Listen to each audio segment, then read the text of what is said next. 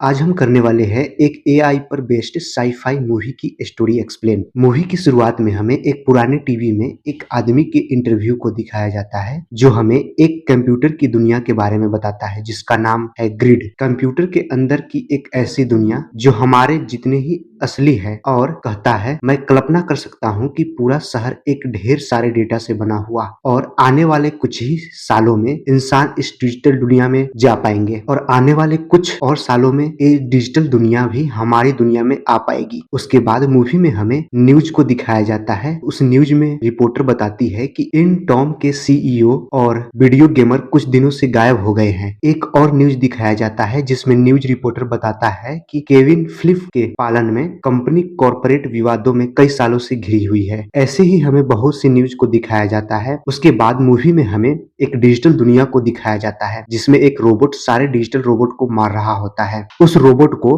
बाहरी दुनिया के एक आदमी अपने कोडिंग कमांड से उसको कंट्रोल कर रहा होता है। वह आदमी उस डिजिटल दुनिया में अपने कोडिंग के थ्रू एक डिजिटल फेस बनाकर उस डिजिटल रोबोट से बात करता है। वह रोबोट उस डिजिटल फेस को देखकर अपना हथियार निकालता है और पूछता है कौन हो तुम। वह डिजिटल फेस उस आदमी को बताता है मैं तुम्हें बनाने वाला हूँ और बताता है तुम डिलीशियस सिस्टम के सिक्योरिटी सॉफ्टवेयर हो, तुम्हारा नाम एरिस है और तुम इस सिस्टम के मास्टर कंट्रोल हो। डिजिटल रोबोट उसकी बात समझ जाता है, अपने हथियार को हाथ में ऊपर उठाकर और झुककर उससे कहता है मैं हूँ मास्टर कंट्रोल। उसके बाद मूवी में हमें बर्फीली पहाड़ पर एक लड़की को दिखाया जाता है जो इलेक्ट्रिक वायर को कनेक्ट कर रही होती है। वायर को कनेक्ट करने के बाद वो अपनी बाइक से अपने कैंप के पास पहुंचती है। उस कैंप के अंदर बहुत से कंप्यूटर और कई फाइलें पड़ी होती है।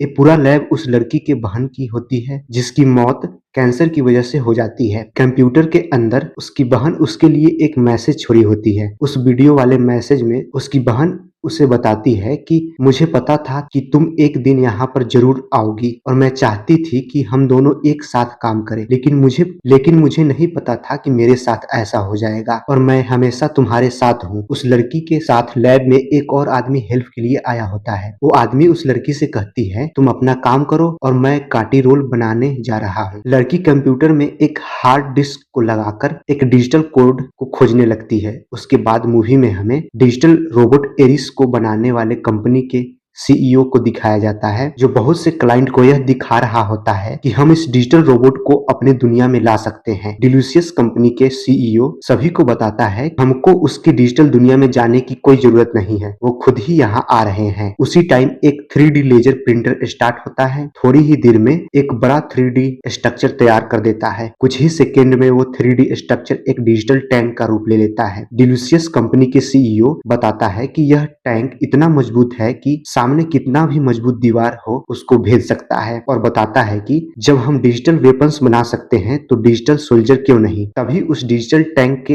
अंदर से एक डिजिटल रोबोट निकलता है जिसका नाम एरिस होता है। एरिस टैंक से नीचे आते ही सबको स्कैन करने लगता है। डिलीशियस कंपनी के सीईओ उस डिजिटल रोबोट के बारे में बताते हुए कहता है ये है आज तक का सबसे एडवांस सिक्योरिटी प्रोग्राम, इसमें लगा हर चिप हर कोड हमारा है और नौबत आने पर हम इसको मिटा भी सकते हैं। और बताते हुए कहता है ये एक ऐसा सोल्जर है जिसको जंग में ना तो खाना चाहिए ना ही पानी, और जंग में मारे जाने पर मैं ऐसा दूसरा सोल्जर भी बना सकता हूँ। और सभी क्लाइंट से कहता है मिलिट्री एआई ही हमारा फ्यूचर है। जब डिलीशियस कंपनी के सारे क्लाइंट चले जाते हैं उस कंपनी के सीईओ की माँ वहां पर आती है और उससे कहता है बड़ा अच्छा कहानी रचा तुमने, और कहती है तुमने अपने क्लाइंट को बताना भूल गया कि इस चीज को तुम 25 मिनट से ज्यादा जिंदा नहीं रख सकते। इस तरह से बिजनेस में क्लाइंट को धोखा देना अच्छी बात नहीं है। उसका बेटा उससे कहता है जिसके पास परमानेंट कोड होगा वही इसका राजा होगा। उसके बाद मूवी में हमें बर्फीली पहाड़ के लैब में परमानेंट कोड खोज रही उसी लड़की को दिखाया जाता है। उस लड़की के साथ हेल्प करने वाला आदमी उससे कहता है मैं अब तक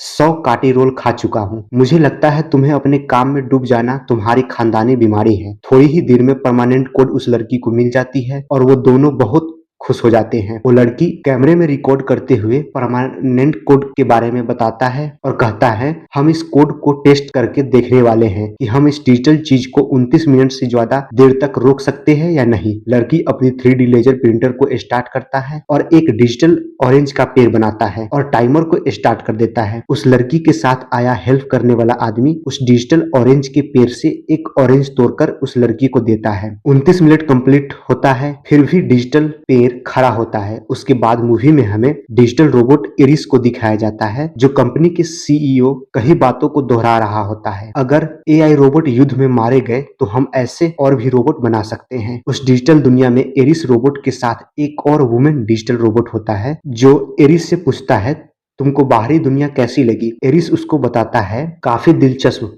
मैंने एक माँ और उसके बेटे से मिला और वहां पर बारिश हो रही थी। बारिश की बूंदें मुझे महसूस हुई। तभी वुमेन रोबोट उससे कहती है, महसूस क्या होता है? उसके बाद मूवी में हमें एक आदमी को दिखाया जाता है जो अपनी कार में एक लड़की के साथ बैठकर कोई इवेंट में जा रहा होता है और वो परेशान होता है और कहता है, एक फॉर्च्यून 5 यूनिट की कंपनी के सीईओ एक बड़े इवेंट पर गायब है जिसका नाम इव होता है। उसके बाद मूवी में हमें डिलीशियस कंपनी के सीईओ को दिखाया जाता है जो अपने एडवांस कंप्यूटर पर कुछ काम कर रहा होता है। तभी उसके पास उसकी माँ आती है और कहता है, डिलीशियस तुम क्या कर रहे हो? तुम एनकॉम कंपनी के सर्वर को हैक कर रहे हो? डिलीशियस अपनी मॉम से कहता है, मैं बस थोड़ा सा ताका झाकी कर रहा हूँ। उसकी माँ उससे पूछती है, तुम्हें कैसे पता कि एनकॉम कंपनी परमानेंट कोड को खोजने के करीब है?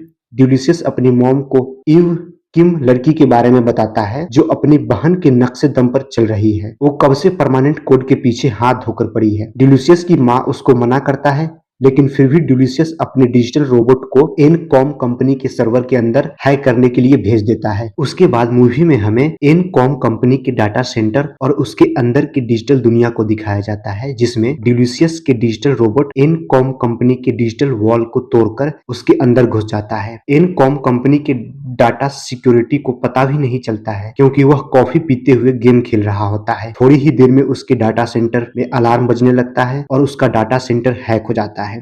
उसके बाद मूवी में हमें इनकॉम कंपनी के डिजिटल दुनिया को दिखाया जाता है, जिसके अंदर डिलीशियस के डिजिटल रोबोट प्लान बनाता है, हमारा काम है ईव की यूजर फाइल को एक्सट्रैक्ट करना। डिलीशियस के सारे डिजिटल रोबोट अपनी हथियार निकालकर इनकॉम कंपनी के डिजिटल सिक्योरिटी गार्ड रोबोट को मारकर ईव के यूजर फाइल को हैक कर लेता है। तभी डिलीशियस अपनी माँ से कहता है, फाइल हमें मिल गई। डिलीशियस की माँ उससे कहता है, कांग्रेचुलेशन, इससे पहले पकड़े जाओ, जल्दी वहां से निकलो। उसके बाद मूवी में सीन फिर से उसी तरफ शिफ्ट होती है। डिलीशियस की रोबोट जिस फाइल को कॉपी करके निकल रहे होते हैं, तभी इनकॉम कंपनी के डिजिटल सिक्योरिटी रोबोट की आर्मी डिलीशियस के डिजिटल रोबोट पर हमला कर देता है। डिलीशियस की कई डिजिटल रोबोट इनकॉम के डिजिटल रोबोट को मारकर सर्वर से बाहर निकल जाता है, लेकिन डिलीशियस के एक वुमेन डिजिटल रोबोट और कंट्रोल मास्टर सर्वर से निकलने ही वाले होते हैं। तभी कंट्रोल मास्टर का नजर एक साथी पे पड़ता है जो अभी लड़ ही रहा होता है। तभी कंट्रोल मास्टर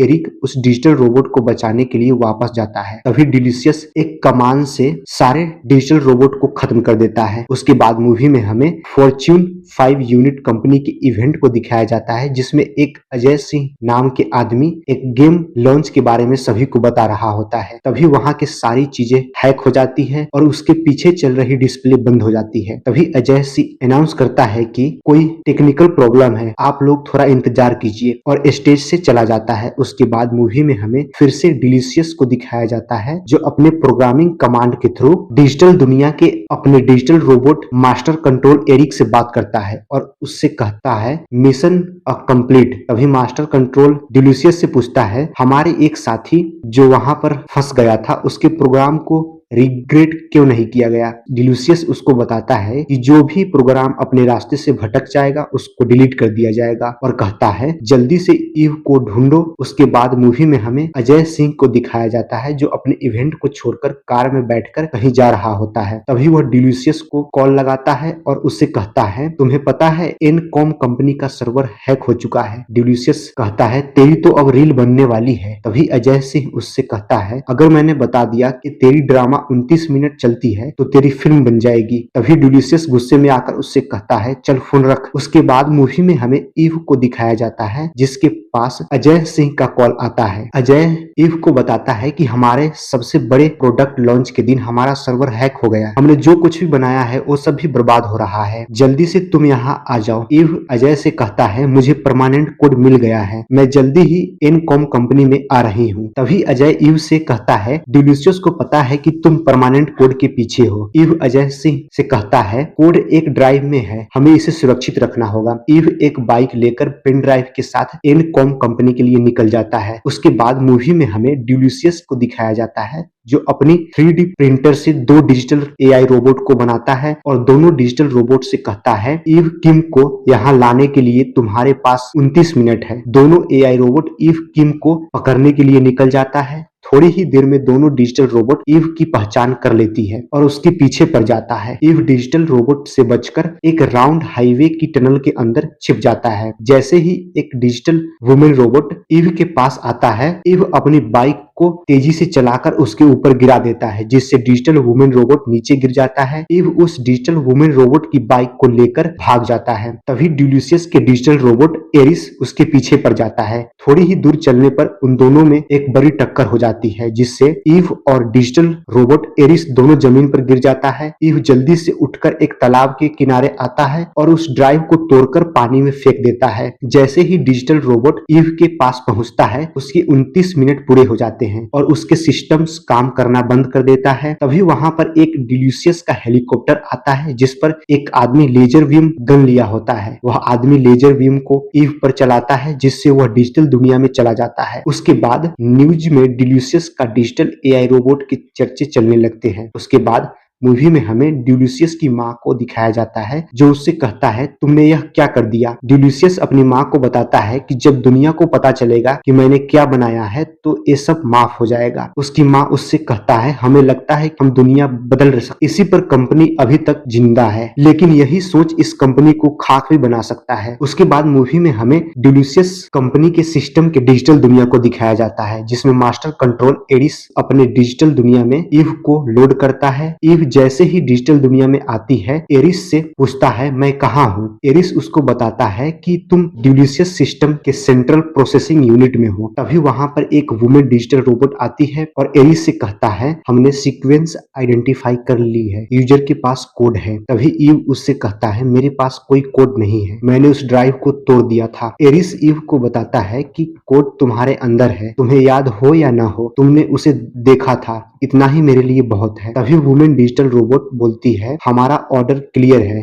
मेमोरी एक्सट्रैक्ट करके यूजर से कोड हासिल करना। तभी एरिस सभी से कहता है रुको, हमारा एक ही यूजर है जिसका हम ऑर्डर फॉलो करते हैं। तभी ड्यूलिशियस के सिस्टम पर एक मैसेज आता है। ड्यूलिशियस अपने कमांड के थ्रू मास्टर कंट्रोल से पूछता है अगर यूजर का डी रेगुलेशन हो जाता है तो उसके पास क्या बचेगा। एरिस उससे कहता है कुछ नहीं सर। ड्यूलिशियस थोड़ा देर सोचता है और एरिस से कहता है कोड एक्सट्रैक्ट करो और यूजर को डिलीट कर दो। तभी एरिस ड्यूलिशियस से कहता है सर अगर कोड एक्सट्रैक्ट किया तो यूजर ग्रिड से डिलीट हो जाएगी और आपकी दुनिया से भी। तभी ड्यूलिशियस एरिस से कहता है जितना मैं कह रहा हूँ उतना करो। मास्टर कंट्रोल एरिस वापस आता है और अपना प्लान चेंज कर देता है और वुमेन डिजिटल रोबोट से कहता है हमारा यूजर अनअवेलेबल है, जब तक यूजर अवेलेबल नहीं होता तब तक हम कोड एक्सट्रैक्ट नहीं करेंगे। जब सभी डिजिटल रोबोट वहां से चला जाता है, मास्टर कंट्रोल एरिस ईव से पूछता है क्या मैं तुम पर भरोसा कर सकता हूँ। ईव उससे कहता है कुछ कह नहीं सकता। एरिस उससे कहता है अगर तुमने नहीं बताया तो तुम्हारी लाइफ साइकिल छोटी हो जाएगी जिसमें अभी 54 सेकेंड बाकी है। तभी ईव उससे कहता है तुम मुझ पर भरोसा कर सकते हो। दूसरी तरफ वुमेन डिजिटल रोबोट ड्यूलिशियस को एक मैसेज भेजता है। तभी ड्यूलिशियस उससे पूछता है मास्टर कंट्रोल कहाँ है। वुमेन रोबोट बताती है सर मास्टर कंट्रोल अपने ऑर्डर से भटक रहा है। ड्यूलिशियस उससे कहता है जो ऑर्डर से भटकेगा उसको डिलीट कर दिया जाएगा, जल्दी से जाओ कोड एक्सट्रैक्ट करो और उन दोनों को डिलीट कर दो। तभी वुमेन डिजिटल रोबोट वापस जाती है और एरिस से कहता है हमें नया ऑर्डर मिला है। एरिस उससे कहता है तुम मुझसे जीत नहीं सकती। तभी वुमेन रोबोट और उसके साथी एरिस पर हमला कर देता है। तभी एरिस मास्टर कंट्रोल अपने हथियार को नीचे गिराता है जिससे एक होल बन जाता है और सभी नीचे गिर जाता है। मास्टर कंट्रोल एरिस गिरते ही एक डिजिटल बाइक बनाता है जिस पर ईव को बैठाकर वहां से भागने लगता है। तभी ड्यूलिशियस के 3D प्रिंटर खुद ही कुछ प्रिंट करने लगता है जिससे चारों तरफ हलचल मच जाती है। ड्यूलिशियस के सिक्योरिटी गार्ड प्रिंट किए गए स्ट्रक्चर के पास जाता है तो वह मास्टर कंट्रोल एरिस और ईव होता है जो डिजिटल दुनिया से रियल दुनिया में वापस आ जाता है। ड्यूलिशियस एरिस से कहता है वाह बेटा वाह, जिस हाथ ने तुझे लिखा उसी हाथ को काट दिया। अब तुझे परमानेंट कोड चाहिए खुद के लिए। यही डील हुई है ना तुम्हारे और ईव के बीच। तभी एरिस ईव से कहता है हमारे पास बहुत कम टाइम है, हमें यहाँ से चलना चाहिए और वहां से वो दोनों भाग जाता है। उसके बाद ड्यूलिशियस और उसकी टीम मिलकर एक और मास्टर कंट्रोल वुमन रोबोट को बनाता है और उसको एक अत्याधुनिक हथियार देकर एरिस और ईव के पीछे जाने के लिए कहता है। उसके बाद मूवी में हमें एरिस और ईव को दिखाया जाता है पिकअप ट्रक में बैठकर दुकान के पास पहुंचता है। एक दुकान वाले से फोन मांगकर उसके साथ रहने वाले एक आदमी को कॉल करता है और कहता है जल्दी से एनकॉम कंपनी में पहुंचो अपनी लेजर मशीन को लेकर। तभी एरिस उस दुकान वाले का सुपर कार चुराकर दोनों उसमें बैठकर निकल जाता है। जल्दी ही तीनों एक साथ एनकॉम कंपनी के अंदर पहुंच जाता है और सभी एक ऑफिस रूम में जाकर बैठ जाता है। ईव एरिस से कहता है हम जल्दी ही तुम्हें ग्रिड के सर्वर में भेज देंगे, वहां से तुम पता लगा सकते हो कि परमानेंट कोड कहाँ है। जैसे ही एरिस ग्रिड की दुनिया में जाने के लिए लेजर के सामने खड़ा होता है तभी वहां पर डिल्यूशियस के डिजिटल रोबोट आ जाता है। एरिस जैसे ही उस रोबोट पर हमला करने के लिए भागता है तभी लेजर चालू हो जाता है और वह ग्रिड के डिजिटल दुनिया में चला जाता है। तभी वह डिजिटल रोबोट ईव और उसके साथियों पर हमला कर देता है, लेकिन थोड़ी ही देर में उसके 29 मिनट पूरे हो जाते हैं और वो रोबोट खुद ही डिस्ट्रॉय हो जाता है। उसके बाद मूवी में हमें ड्यूलिशियस को दिखाया जाता है जिसकी 3D लेजर प्रिंटर खुद ही चलने लगती है और